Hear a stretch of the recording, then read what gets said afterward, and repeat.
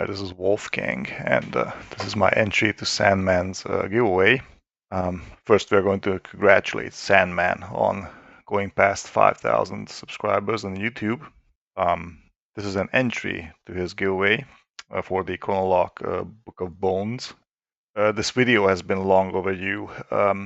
Sandman is a lockpicker and a lock collector from the US. He also collects lockpicking tools as well, and he is currently operating in Texas. He has his own lockpicking group called the Bat City Locksport Meetup. His videos on Lockpickers United belt system motivated me to embark on this journey and join the fun myself. So his content has been very influential and meaningful to me, and I've been waiting a long time to make this video for him. At the time of filming, he's over 5,280 subscribers and it's still growing. So Sandman, congratulations, great job there. Please make more videos, entertain us with your interviews, share us your knowledge. And now we are moving over to talk about this current video that I'm making here. Here we are going to open a Lockwood 334 B45 blue belt lock. Going to be a pick and gut video, but it's not going to be eligible for blue belt. As you will see, I ran into some gutting issues. I had to cut the video there. It's a blue belt lock, as I mentioned. It has tight tolerances, tapered key pins, and short-lipped spools. Now, I ordered this one from Australia. I ordered 3 pieces. And all of them have the same bidding, unfortunately. With a bit of a different binding order, not too much different though. So I'm currently in the process of exchanging some of these cores with some other LPU members, see if they decide to, trade with me, diversify the bidding on these locks, because they are kind of same-ish when it comes to picking. One big feature is the overset of pins. You have to be really careful when dealing with this type of a lock, and you want to set the pins. And at first, I spent maybe 2 days trying to pick it myself, and I ran into some issues. So I reached out to our own lockpicking group online on Discord, the hashtag onlog group, and their DIYDM helped me in figuring out how to open this lock. He taught me a new technique called pulsing, which is nothing else but basically massaging the pins carefully back into their chamber by moving the tensioning tool as well as the pick, and somehow slowly and steadily massaging the pin back into its place. I don't have any other words to describe it. It's just basically a very careful technique. I'll show it on camera. So in the next section of this video, we'll pull this up and show you how it's done. All right, let's start. So we have this nice Asa Abloy Lockwood 334 B45 from Australia. It's from Bare Bones. And we are going to pick this open. We have this bidding over here. I own 3 of these locks, all with the same bidding, unfortunately. And this is the third one that I picked. I picked all of them multiple times. And this is the one that we are going to pick right now. So let's see. I'm just trying to get it into the vise. Oh, before we do that, I'll just show you that the lock actually opens. It works fine. There we go. So it opens fine. We have the screw in the back. Okay, I'll just leave that over there. Won't be needing the F key. Okay, so how does this work? I'm going to show you what I'm doing, because this time we are going to use a new technique to open this lock. It's called pulsing, and it involves basically massaging pins to cross the shear line in a more gentle way. It involves moving the tension tool and the pick uh, smoothly, but also in like a very very steady way. Uh, has to be like back and forth the whole time until the pin is set. Alright, let's try and do this. Let's start with the binder somewhere. So I'm going to heighten the tension a little bit so I can check for binders. Hopefully you guys can see what I'm doing. So we are now on pin number 1. It's binding, but I'm not going to pick that one. Let's check another one, because that one picks as last. I know the binding order of this lock already. There we go. Now number 3 is binding, and it's now set. We don't have a false set yet.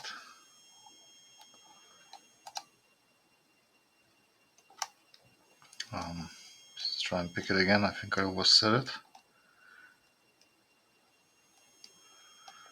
Number 3 again. So we are doing this pulsing movement, and as you can see, we have a false set now. We are going to look for more binders, anything other than 1.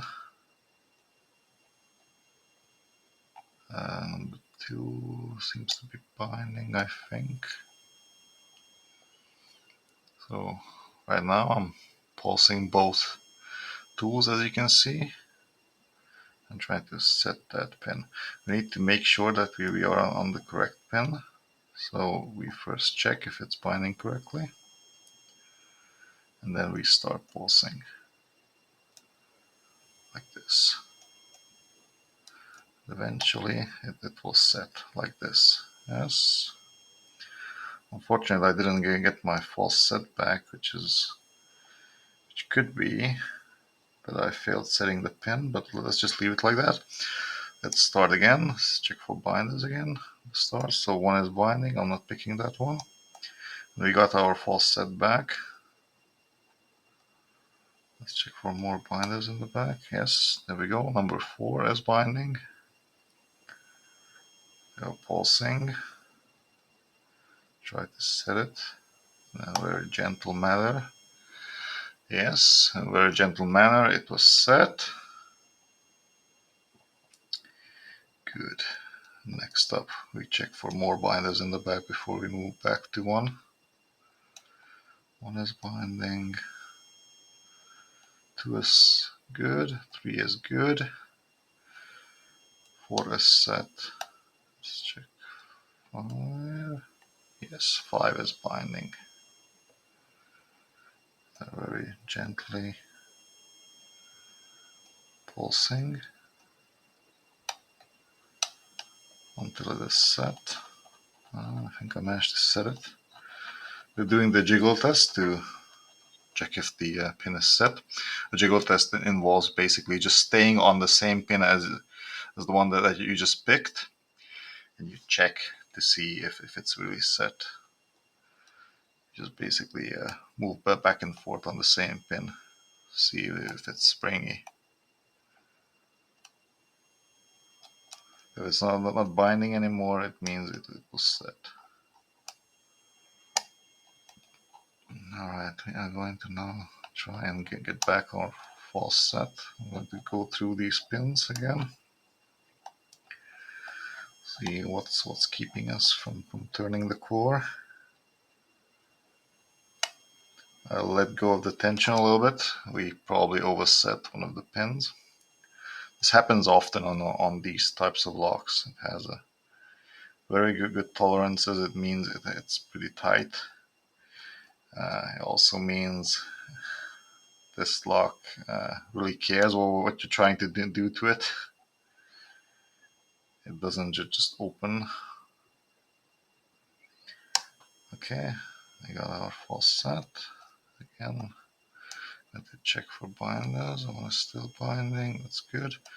2 is set, 3 dropped, so we are going to set that again. I think we overset it. Yep. Try and set it again. For binders, let's see.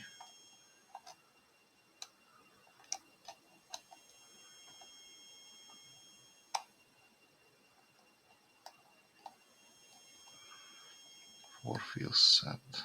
5 is not set. Now it might be. This stalemate is still binding.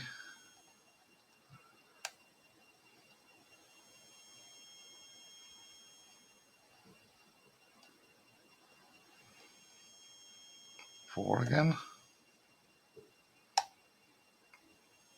Gently picked it, I think.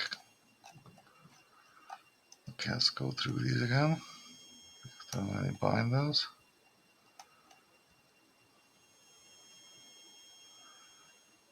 Yeah, number 5 is binding.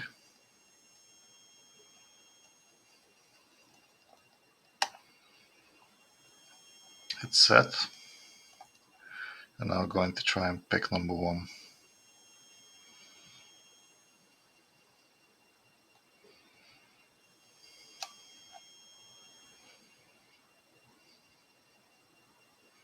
Again, pulsing. I think I managed to set it. At least get a click out of it.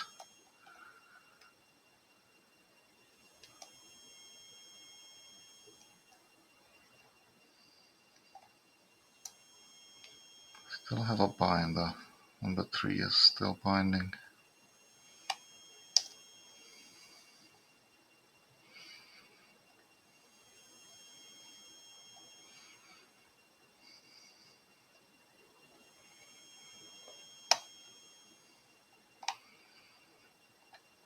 Now feels set.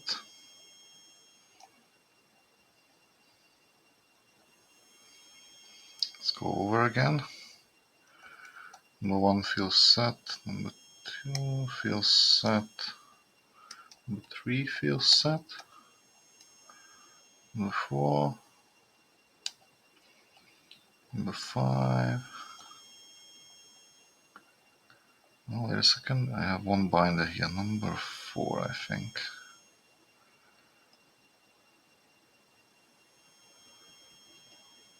We're gently trying to set it.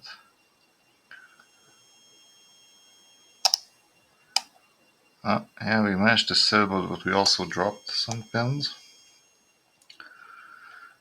I think it's because we dropped number 1. That's the last pin that we are supposed to pick. Oh, that's an overset.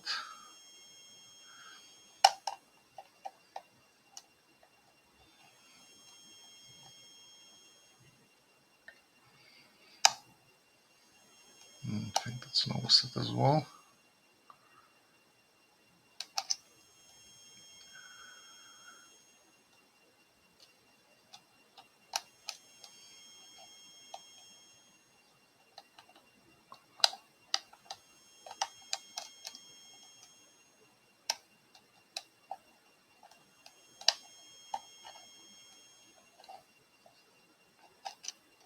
Got our false setback. We're going to look for binders.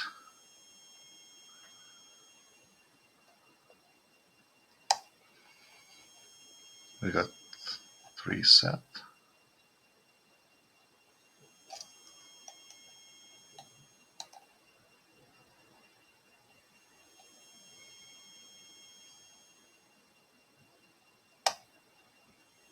Four set.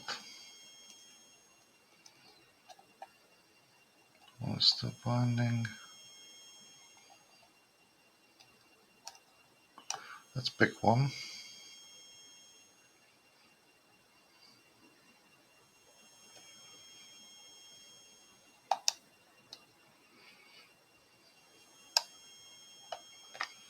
As we were picking one, we dropped again number 3, I think.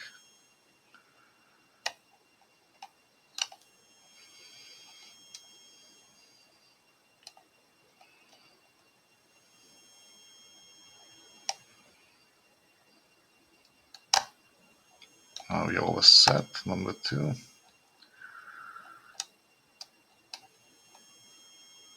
Dropping it back down, see if it drops correctly. We just leave the pick over there.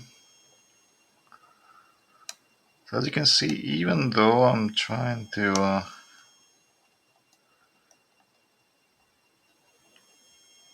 be very careful when I'm picking, we're still oversetting many of the pins.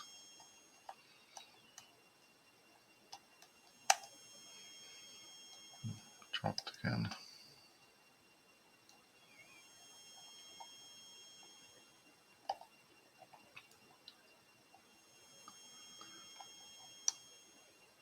You need to be very careful how much you pulse, so you should use like very small movement and careful with the tension that you drop any of the pins that you already picked.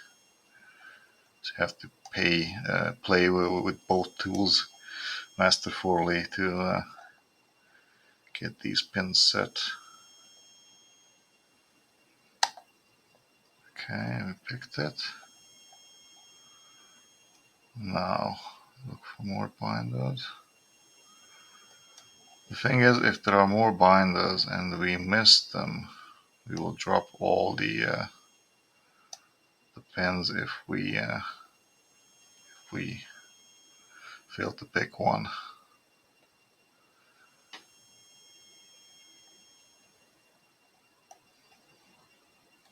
I'm gonna try and get on top of number 1. Steady.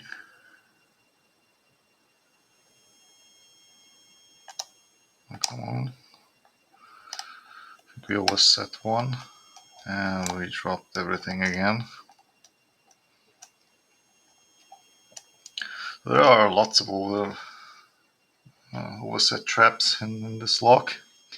I believe there are beveled key pins in this one, and that's what's causing the oversets. Of course, the core is also engineered in a way that it allows you to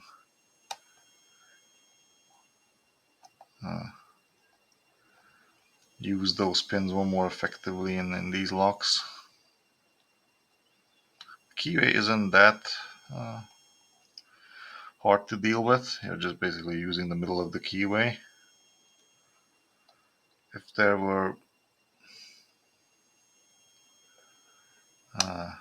lots of high cuts in the back, it would be a real problem, because the way this keyway looks like, you could run into problems trying to squeeze through an 0.4 millimeter pick or a 50 thou pick. Alright, we set number 5 again. Try and get my false set back somehow.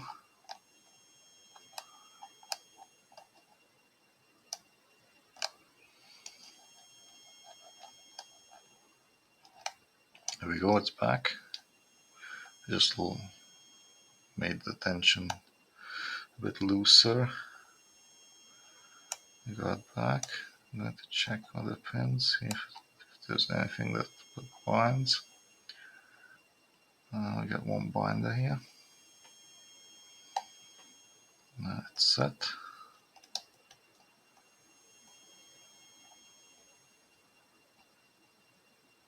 I think we lost one in the back. Got back.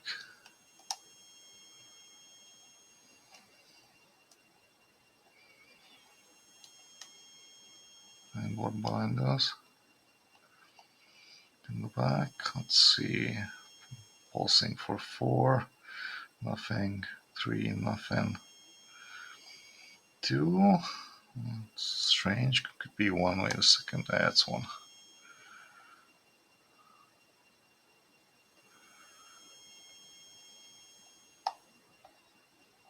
And we have an open. Yeah, as you can see, it takes a bit of finesse. I still haven't mastered this technique all the way, but I'm getting there. Anyway, let's gut this lock real quick because I'm running out of time. We are way past 16 minutes. Let's just hope this will be an easy gut. Let me just put away everything. Just leave this over here, yeah, like this.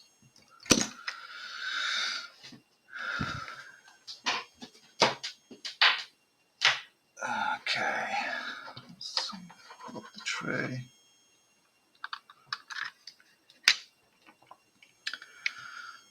Okay, grab my screwdriver,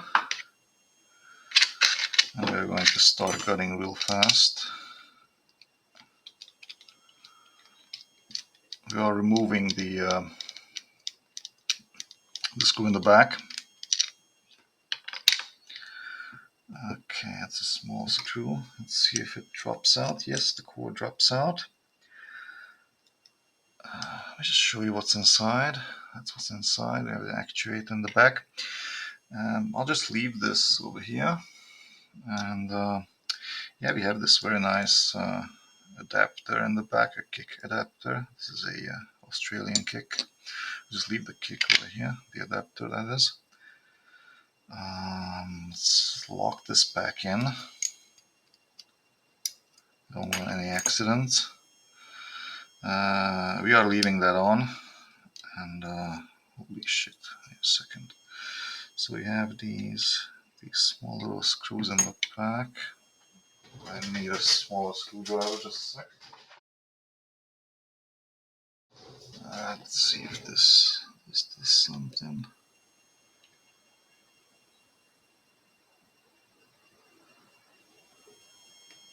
Wow.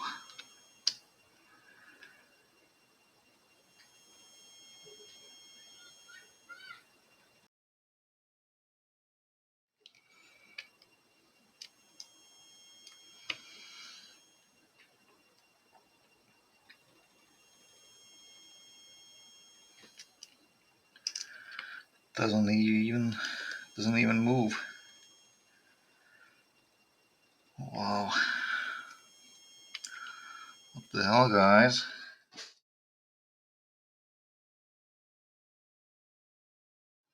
Alright, now we continue with gutting.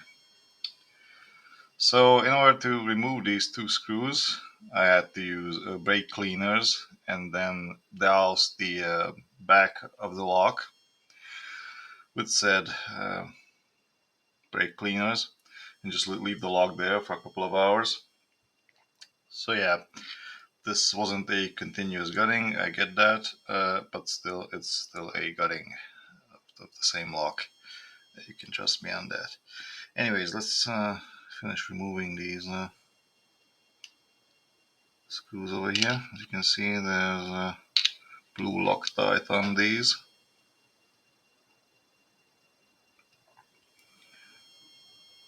Okay, if I'm doing this correctly, there we go, it just dropped. Hopefully it didn't drop anything else. Let me just check how does this fit.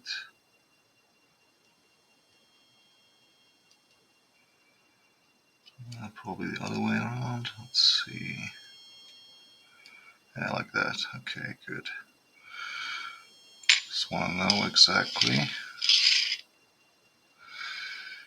Good. I think at this point, can continue by shimming this lock real quick, the core at least. Right. Where's the key? I'm going to use this skewer here, although all of them are the same. There we go, like that. Shim from the back, like this. Come on, come on.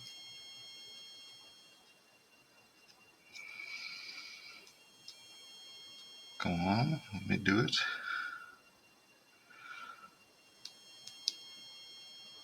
I think this should be enough to cover that tail over there. Yeah, it should be fine. Alright, good.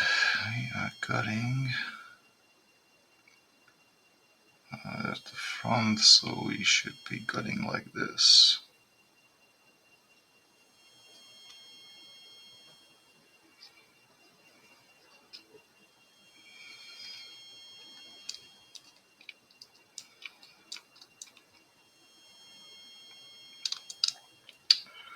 Alright. There we go. We just place that over there. So let's see, what do we have here? I see 5 key pins. Pin stack number 6 is not populated.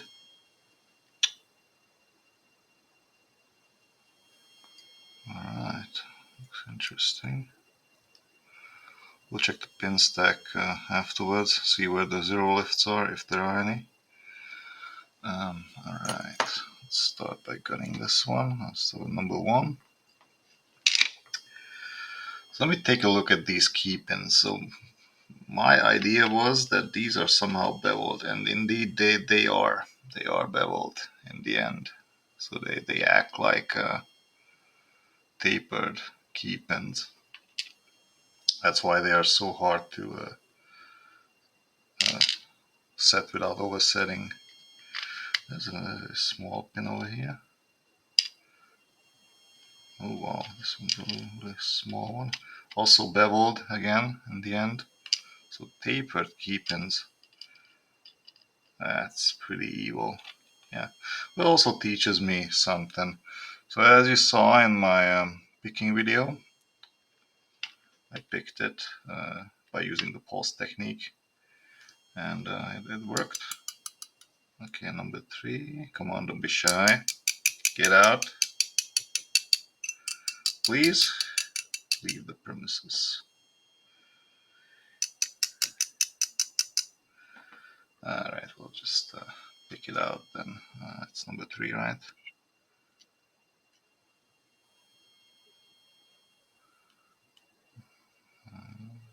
Number 4. Come on, come on. And number 3, there we go. So number 3.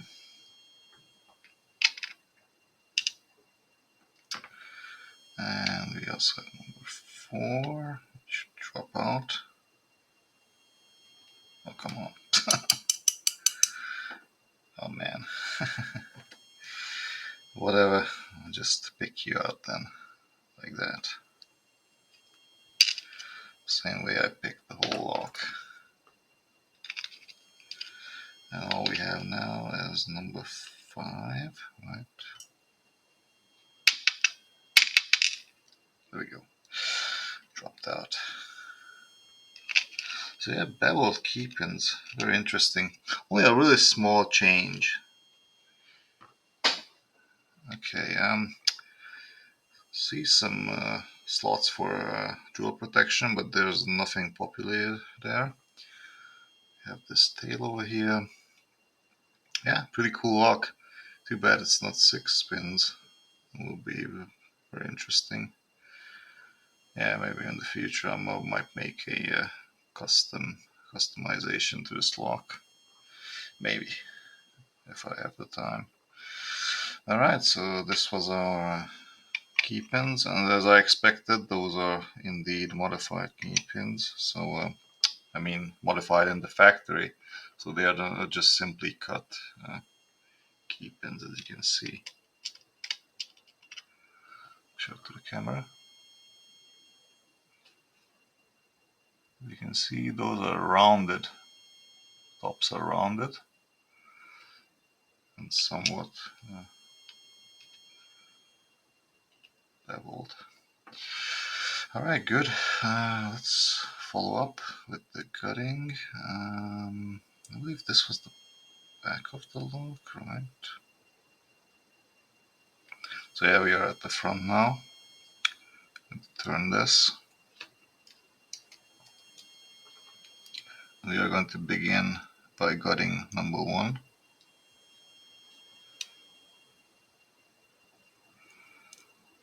There we go. That's a spool. a small lip, a small lipped spool. So these spools, let's see, let's get this one out as well. These spools don't create big counter rotations, only very small ones. Let's get this one out. It's another spool. Let me get this foil out. It's aluminum foil. Yeah, the spring for number 2. And we continue with number 3. That is another spool. So all 5 should be spools from what I remember, based on the pictures that I've seen. Okay, well, let's see if I can get that spring out. Yeah, there it is. So number 4, number 5 are the last spools. I need to get another tight-lipped spool over there. Just jumped, and we are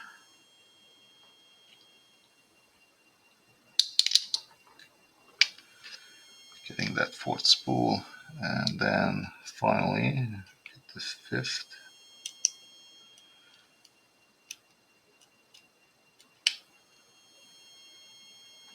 Spool over here. So all 5 are spools. 5 spools there, and that spring. So there we go. Let's put the key over there. There we go. And this is what it looks like. So here in the back we have this cutaway. Very interesting. I haven't noticed that as I was gutting it. So this is the front without the cutaway. I don't see any modifications to the Bible, at least.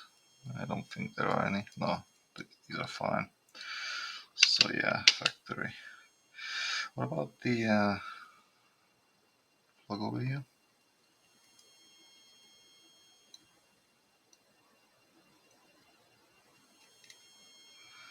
Nothing. Wait a second.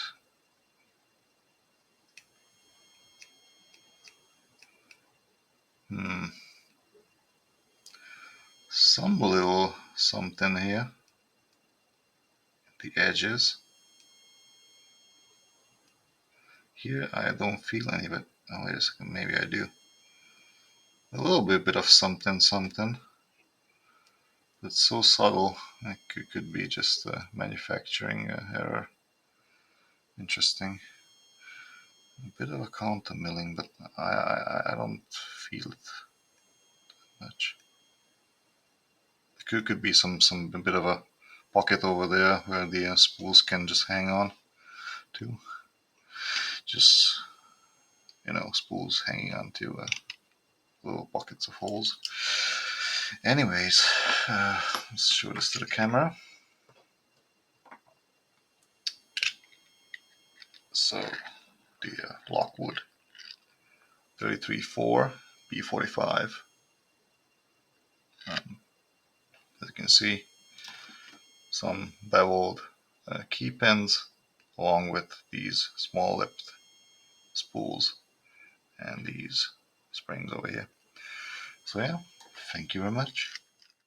Again, congratulations go to Sandman for reaching over 5,000 subscribers on YouTube. And yeah, keep doing what you're doing. I'm looking forward to those multi-pick RS reviews that you got there. Get into some detainer action there. Other than that, good luck with what you're doing, and I'll see you around on YouTube. Special thanks goes to DIYDM, who's only have 23 subscribers. please, if you have time, just take a look at this channel. He's got lots and lots of picking videos of high security locks. He was very nice to me to go through the trouble of going live on Discord and walk me through the whole picking process, show me the ways of pulse picking and how to massage pins the correct way. So thank you very much, DIY. I'll see you back on Discord. Thank you very much for watching. If you liked what you see, please leave a like, consider subscribing, and leave a comment below. This has been Wolfgang from Vienna. See you next time.